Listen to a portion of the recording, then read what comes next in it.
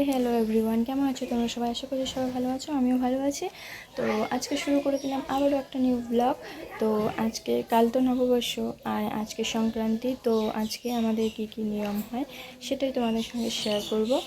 আজকের দিনে আমরা ঘুগনি খাই, চিড়া ভাজা খাই, আবার ঘরের মধ্যে রসুন পেঁয়াজ কী কী লাগানো হয় তো সবটাই তোমাদের সঙ্গে শেয়ার করব। তো তোমরা পুরো ভিডিওটা দেখতে থাকো।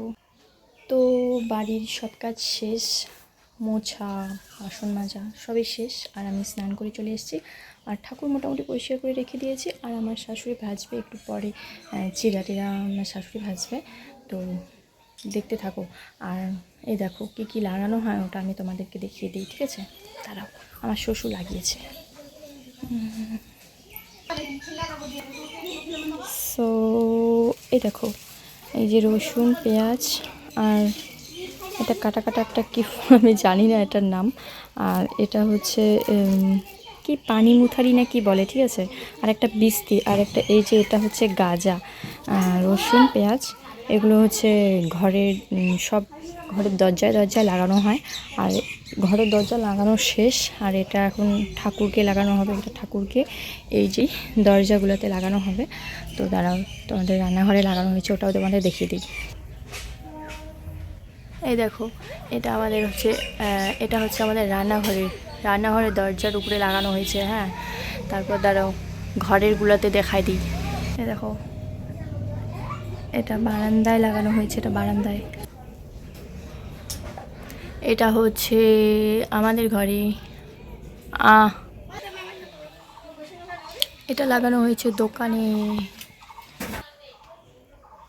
এটা মায়েদের রুমে। আর এটা হচ্ছে, এটাতে আমরা হচ্ছে এই ঘরে বাসনপত্র রাখি।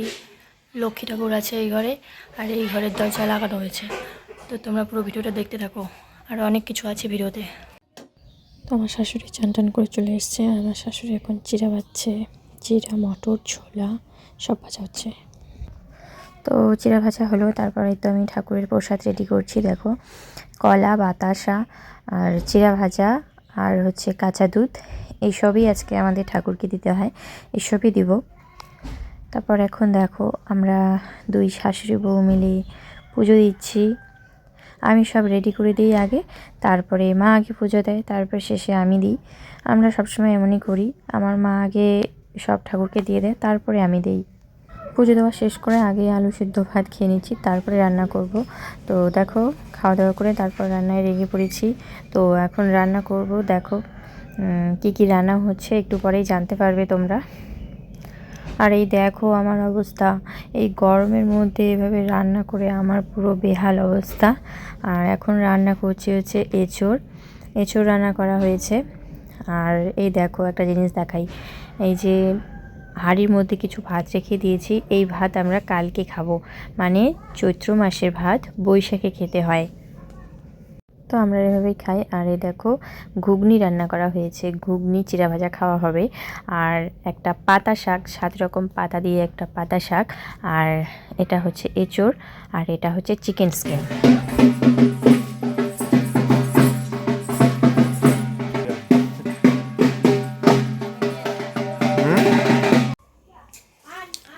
সো বন্ধুরা, ভিডিওটা এই পর্যন্তই। কেমন লাগলো অবশ্যই কমেন্টে বলবে, আর লাইক কমেন্ট শেয়ার করার, আর চ্যানেলটিকে সাবস্ক্রাইব করার অনুরোধ রইল। তো সবাই ভালো থেকো, সুস্থ থেকো, টাটা।